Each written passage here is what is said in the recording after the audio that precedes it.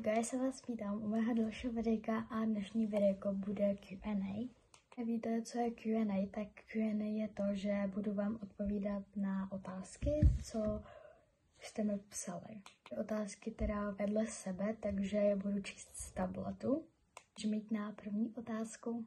První otázka je tedy, jak se máš? Tak jako mám se dobře, ale kdyby nebyly ty Velikonoce, tak jsem ještě líp. A otázka tedy je, kolik ti je? Tak mně je 10 let. Máme, kolik máš odběratelů? Tak já přesně nevím, buď 3 nebo 4, jako ono to je málo, ale mě to nevadí. Jestli mám sestru nebo bráchu, tak já mám bráchu, ale mám i nevlastní ségru. Takže otázka ta je, mám kluka, tak, nebo jestli mám kluka, tak ne, kluka nemám a ani se žádného nehledám. Další otázka je, jestli moje rodiče ví o tom, že mám YouTube. Tak jenom moje mamka, můj táta o tom neví, protože jakoby on moc není na tohle, že by mi to jako dovolil, takže mu to řeknu třeba za 2 roky. Další otázka, kterou máme, jestli mám BFF, tak ano, BFF mám. A z toho je další otázka, kolik dávám 10 z 10 mý BFF, prostě BFF, tak jí dávám 1 milion z 10, jo, to je prostě, mám mega ráda, jo, love you. Jako další otázku tu máme, jestli mám radši mámu nebo tátu, tak ono to je hlavně tak jakože třeba mamka mi dovolí třeba víc věcí, jo, třeba tam mi dovolila natáčet na ten YouTube, nebo mi dovolí prostě třeba, že mi koupí crop top nebo tak.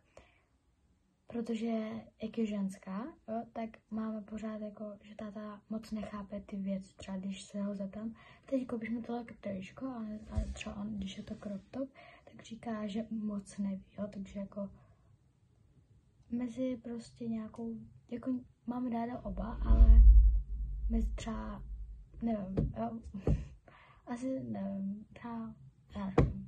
Oba mám stejně ráda.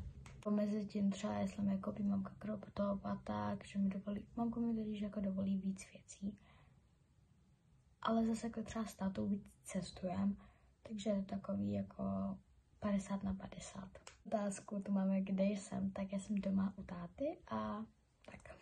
Po předposlední otázku, které mám, co ráda děláš, tak já ráda třeba chilluju, nebo jsem na mobilu, já jsem většinou na mobilu, nebo ráda, třeba když mě do toho, třeba já mám prostě ráda uklízet, jo, ale jestli chci uklízet, tak mě do toho nikdo nemůže nutit, protože jinak já prostě neuklidím, anebo třeba ráda vyrábím. Jako poslední otázku tu máme, co máš za, prostě, jaký je tvoje nejoblíbenější jídlo, tak moje nejoblíbenější jídlo, to je asi jako hodně těžký, ale třeba sushi,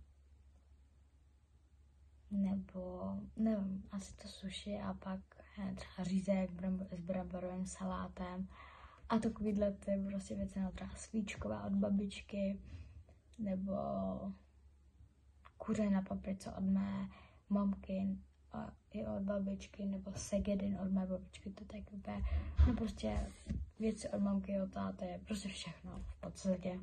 A to by bylo všechno k tomuhle videu, já doufám, že se vám líbilo. A jestli byste chtěli druhý part Q&A, tak mi napište nějaké otázky do komentářů. A tak, to uvidíme se u dalšího videjka. Bye!